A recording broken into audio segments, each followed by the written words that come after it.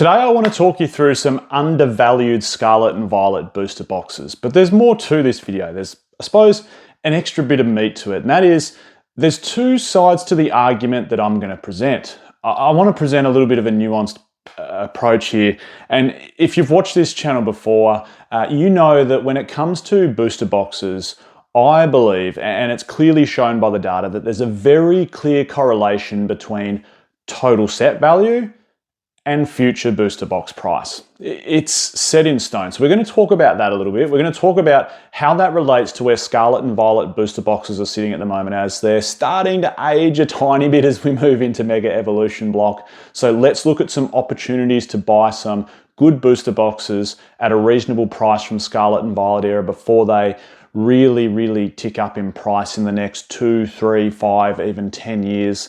But moreover than that, I want to present a really interesting take to this argument in terms of total set value. So let's start off with that. It was probably was it 2 years ago? Maybe it was about 18 months ago. I presented this piece. I presented a video on Sun and Moon booster boxes.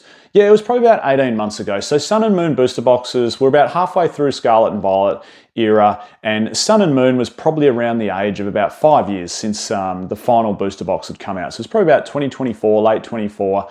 And you could see that once that 5-year period had passed, there was such a clear correlation. You know, Team Up, which had the highest total set value, had the most expensive booster box. Cosmic Eclipse, that had the second most expensive total set value, had the second most expensive booster box. And the stat goes on, and that rings true really for any era. No matter what era you look at, that will ring true. Occasionally there's some slight outliers, and there can certainly be outliers when an era first comes out, and there's even still a couple of outliers in Sword and Shield era.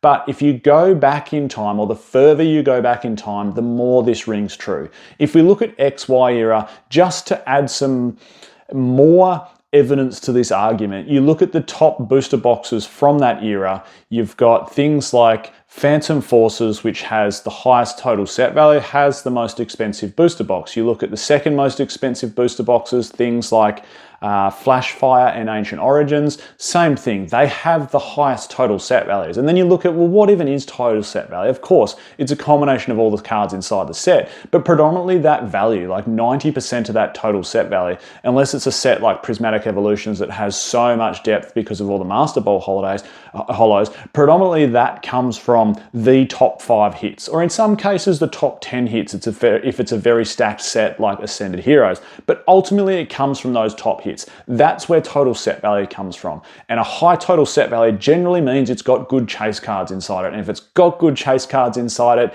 it's going to add value to the box. Why? Because when you sell the box in the future, you've got a bigger market to sell to. There is more demand for this box. The demand comes not only from it being a sealed collectible by itself, it comes from investors wanting to sell and purchase and pass on to other investors, and it also comes from people wanting to have the opportunity to rip open these boxes. There are still people that would love to open Team Up. There are still plenty of rip and shippers and streamers that could well and truly profit off buying a Team Up booster box, selling off the packs individually on a stream, and making money that way. Compare that to something like Rebel Clash.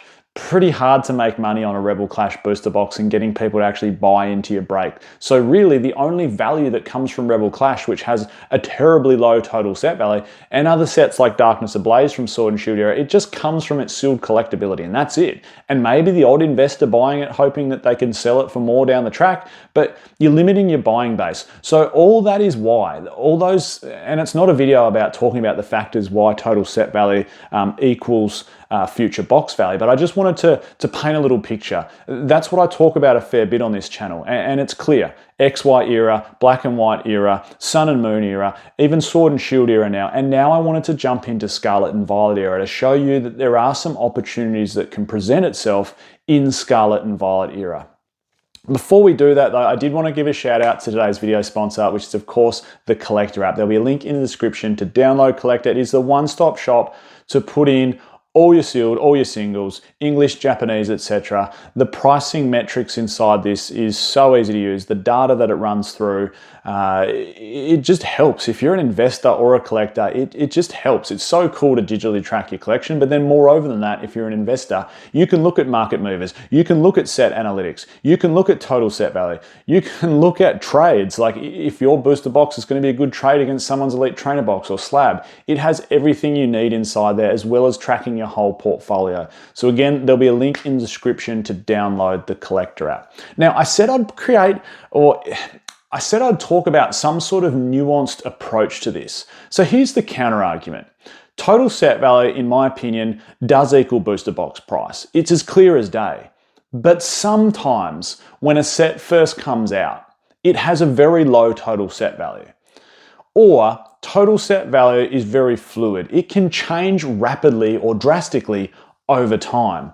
A recent example would be something like Fusion Strike, which once the Gengar and Espeon, which were already quite expensive cards, became more expensive, and the two Mews inside Fusion Strike, which weren't all that expensive, became quite expensive, we saw this pull up in the booster box price. So what I'm trying to get at is total set value can drastically change over time. And again, it's in relation to the top chase cards inside that set. And if that changes, we can see rapid upticks in what might have looked like a dormant booster box, which wasn't worth investing into. And probably the best example, and here's the best example of this argument, or this side of the argument, is Roaring Skies. Roaring Skies got a reprint very deep into its lifespan. It was about 2 years old. It copped the reprint. It tanked the prices.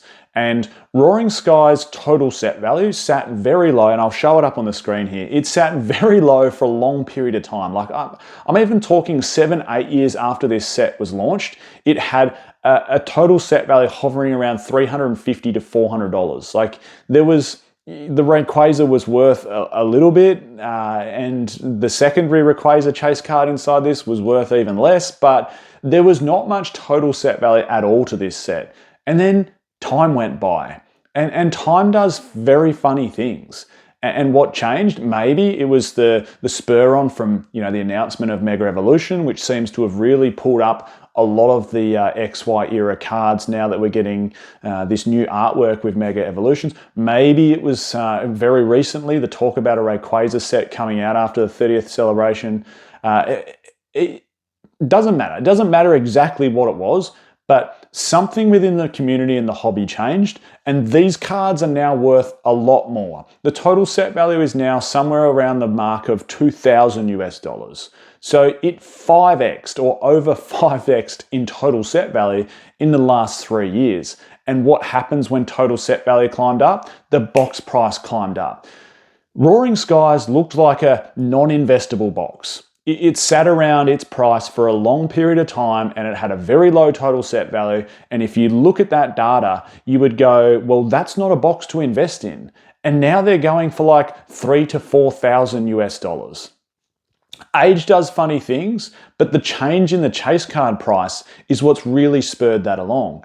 And now, when you look at modern sets, and this is why I want to present this is why I wanted to present that approach, because when you look at Scarlet and Violet, I'm going to bring it up on the screen here now, and you go, these are the most expensive booster boxes. So I've ranked them from most expensive booster box to least expensive booster box, and I've put the total set value down the right-hand side. You look at this and you go, okay, the trend is starting to continue in some way, shape, or form. We can see Destined Rivals has the highest total set value, and therefore the box price is sitting at the top. We can see Paldea Evolved has the second highest total set value, and therefore it's the second most expensive booster box in the era. But then you look at it and it hasn't quite had enough time, I guess. It hasn't had enough time to sort of form itself into that uniformity and fit that rule, which is total set value, or the higher the total set value equals the more expensive booster box. It needs a bit of time. And then we can look at this and we can go, well, there can be some really, really good opportunities here. And if we look at it straight up, we can probably see that it looks like some of the booster boxes are actually quite undervalued. But then moreover than that, you can also look at some of the booster boxes and present that argument from something like Roaring Skies. And you might look at one of the really weak booster box total set values, Obsidian Flames. And you could go, well, who knows what's going to happen there? Maybe that Pidgeot SIR is going to become a $100 card down the track. I'm not saying it is. This is just to generate a point. Maybe that Pidgeot EX SIR becomes a $100 card down the track. Maybe the Ninetales becomes an $80 card. Maybe that Charizard becomes a $300 card. What's that going to mean for the booster box? It's going to roar up in price. It's what will happen. It's just the correlation is so clear. So there's two sides here. We can go, well, clearly so far there's some booster boxes that seem to be lagging behind. And if we look at this screen here, it's quite evident which ones seem to be lagging behind. Like Surging Sparks, the cheapest booster box from the era, makes next to no sense. It's got over $1,300 total set value. And mind you, a lot of the total set values from Scarlet and Violet era booster boxes, or sets I should say, are starting to climb up in value.